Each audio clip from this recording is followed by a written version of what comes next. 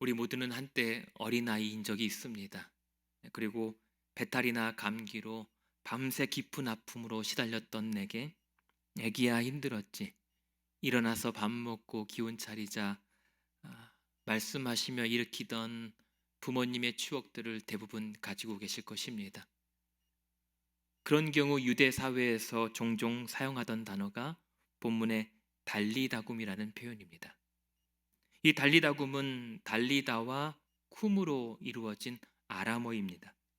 달리다란 새끼 양의 이미지에서 비롯된 딸아 혹은 어린아기야 라고 하는 뜻입니다. 그리고 쿰은 일어나라는 의미입니다. 당시 유대 사회에서 아이를 깨우던 일상의 표현이었습니다.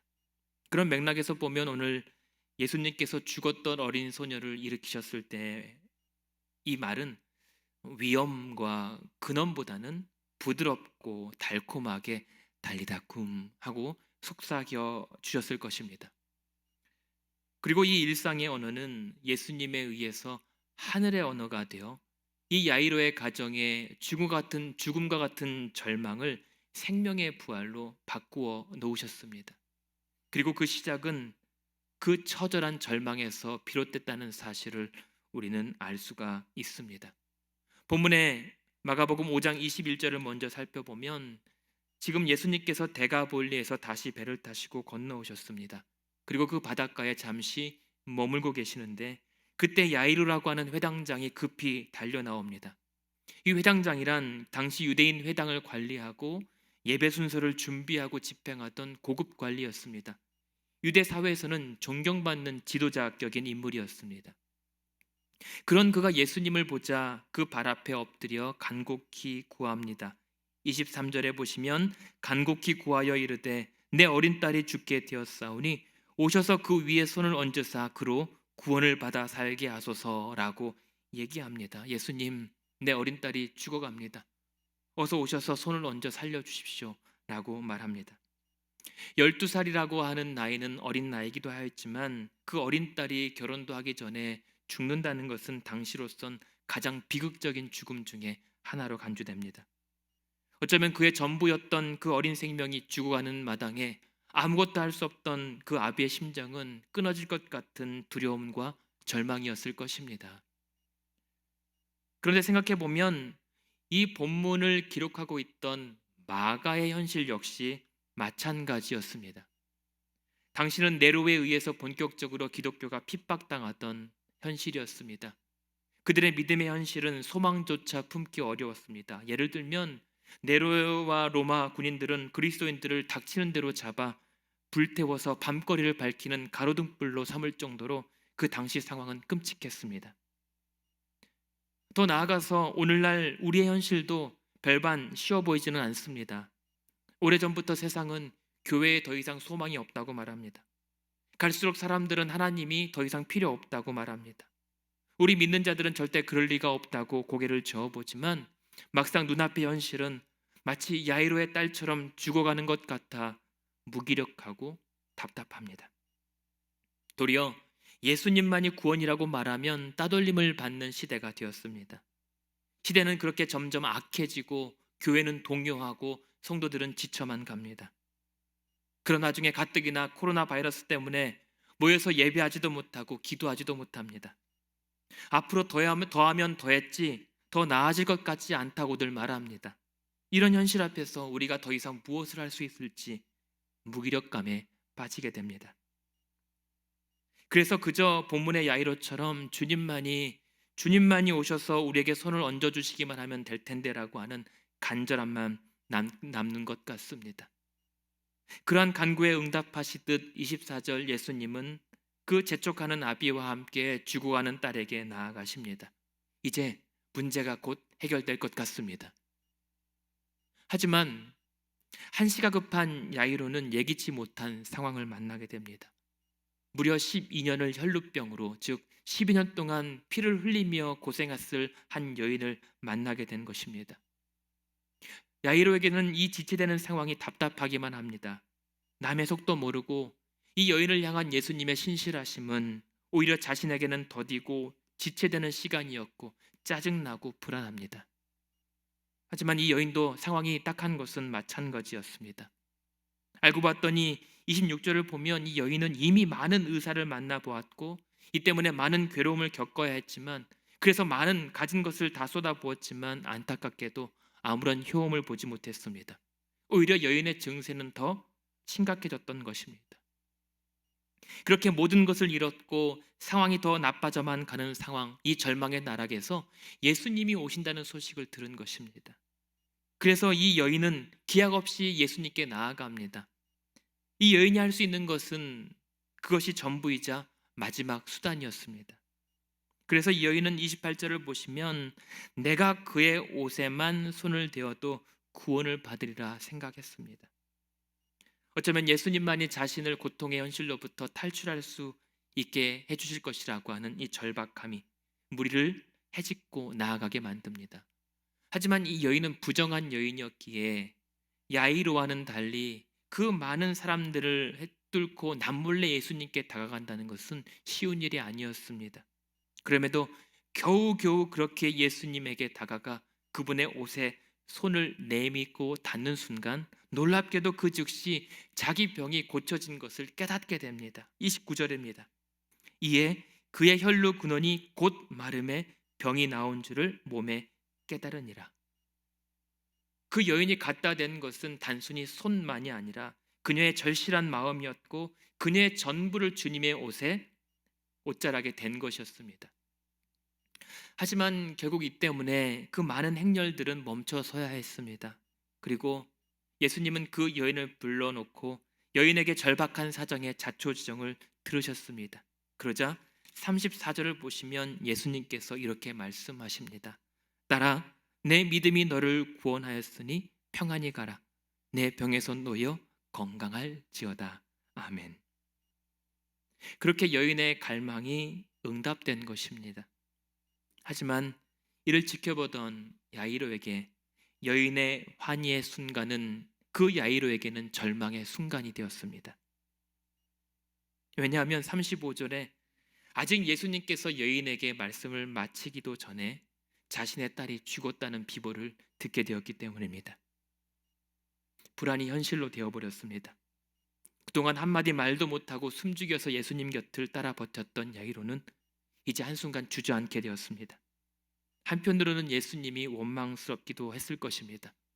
예수님께서 조금만 더 서둘러 주셨더라면 됐을 텐데 왜 저의 여인은 살려주시고 내 딸은 죽게 하셨는가? 왜 저 사람의 기도는 들어주시고 내 기도는 외면하시는 건가? 왜 나를 이토록 비참하게 만드시는 건가? 그리고 그 길을 가로막았던 이 여인이 더 원망스러웠을지도 모르겠습니다.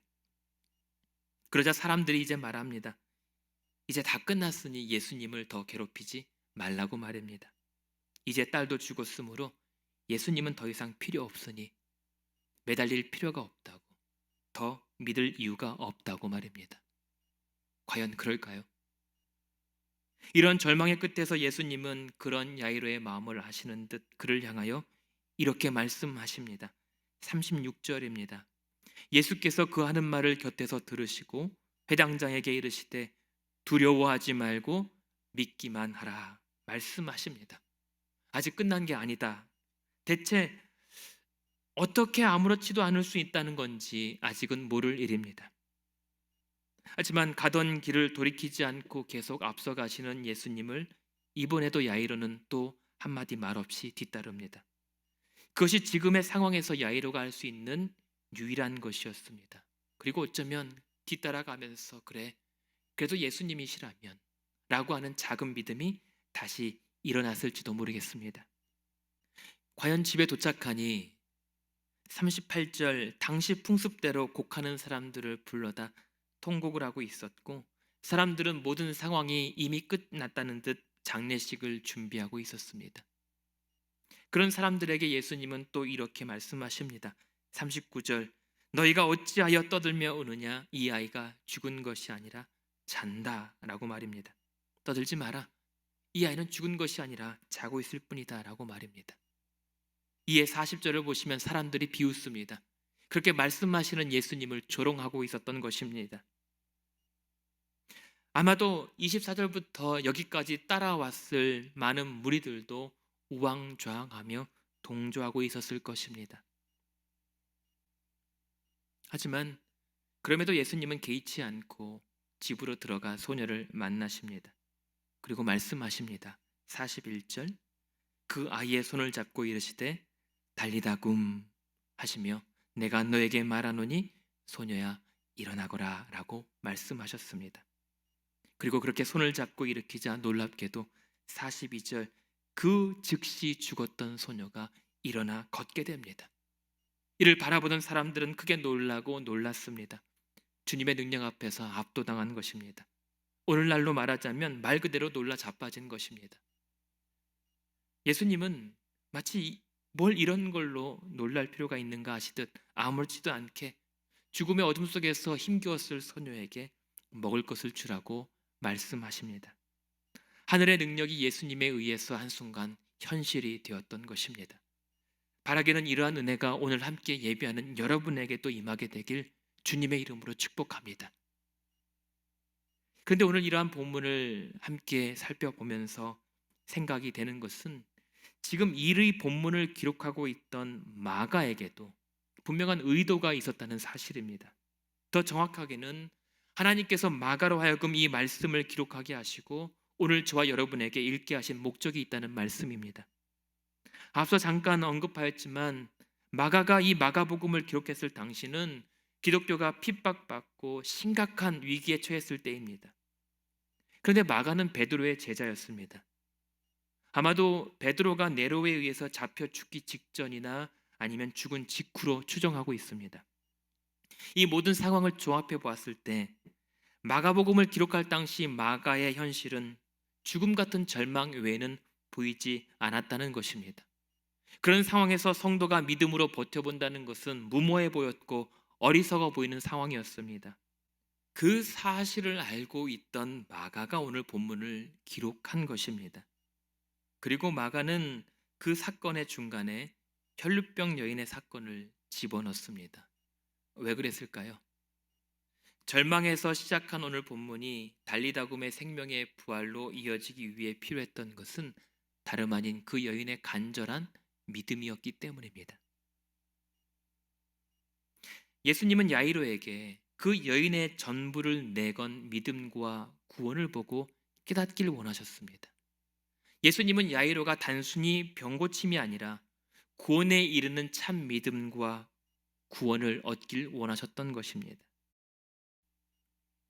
그리고 그렇게 마가는 이 본문을 기록함을 통하여 당시 고난과 죽음으로 내몰리던 성도들에게도 다 끝난 것 같다고, 하지만 그 여인의 믿음으로 구원을 얻었던 것처럼 당신들도 두려워하지 말고 믿기만 하라는 말씀을 선포하고 있었던 것입니다.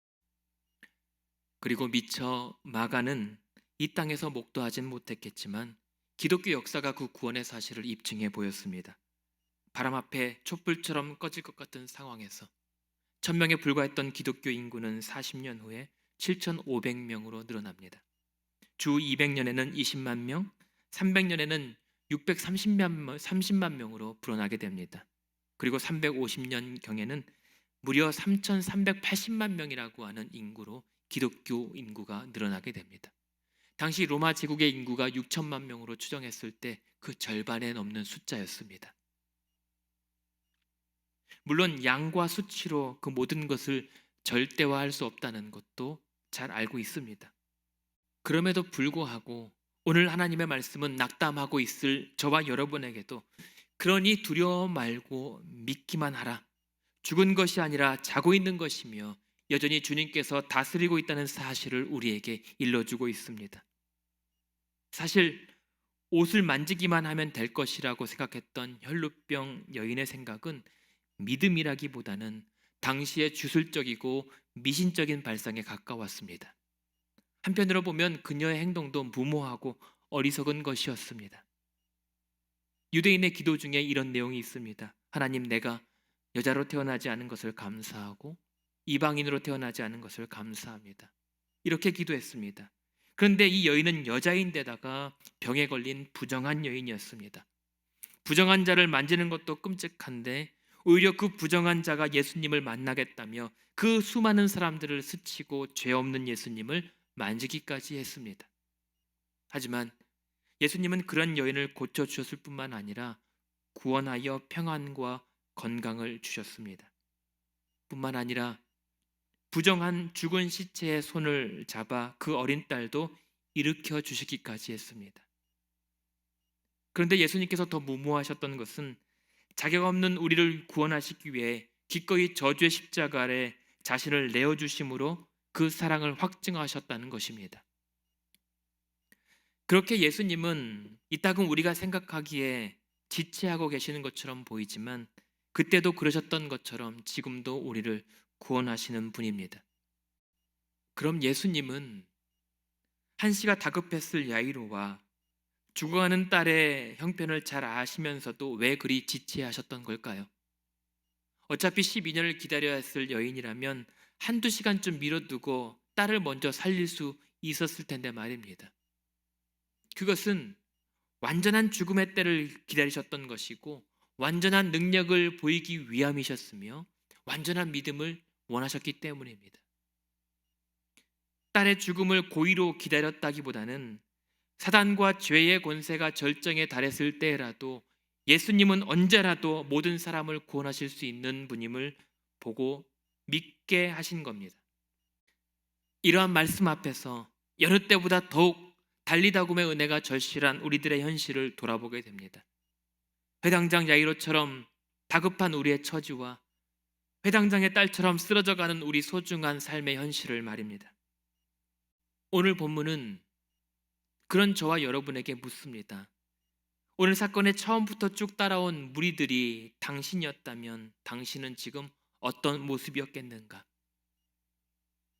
사람들과 함께 하나님의 일을 비웃는 자들인가? 아니면 두려워 않고 오직 주님의 일으키는 은혜를 믿고 바라보는 자들인가?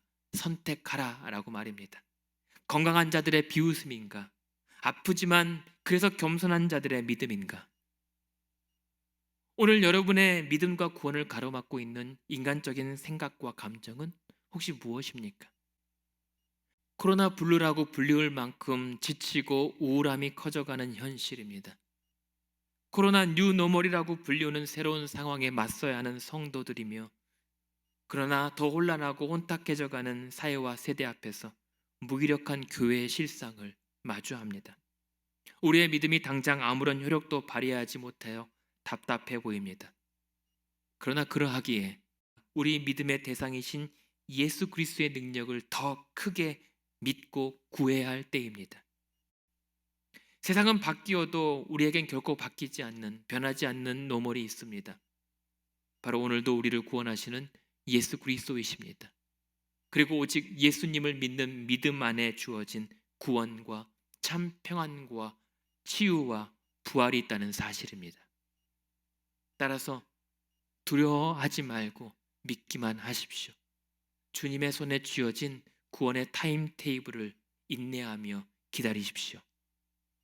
본문 21절을 잘 들여다보면 마치 예수님께서 일부러 그 한 사람 야이로를 위해 바다를 건너오셨고 그를 기다리신 것처럼 보입니다. 그렇게 오늘도 여러분 한 사람 한 사람을 기다리고 계시는 것처럼 말입니다. 하나님은 우리에게 오늘 본문을 통하여 말씀하십니다. 선택하라. 두려워하지 말고 믿으라. 그리고 간구하라고 말입니다.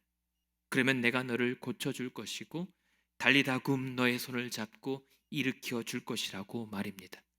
이 같은 은혜를 이 시간 예배하는 모든 분들에게도 부어주시기를 원합니다. 그래서 마가복음이 쓰여지고 마태와 누가가 이어서 그 복음의 증언서들을 써내려갔듯이 우리의 참된 믿음을 보면서 힘들어하는 많은 성도들과 교회와 다가오는 믿음의 세대들이 우리를 보며 함께 일어나 부활의 능력과 주의 나라를 사모하게 되기를 원합니다. 그렇게 이번 한 주간도 살다가 만나게 되는 죽음과 같은 절망의 현실에서 인내하고 기다리며 오히려 더 크게 역사하시는 달리다굼의 은혜를 맛보는 부활의 신앙의 성도들 되시기를 주님의 이름으로 축원드립니다.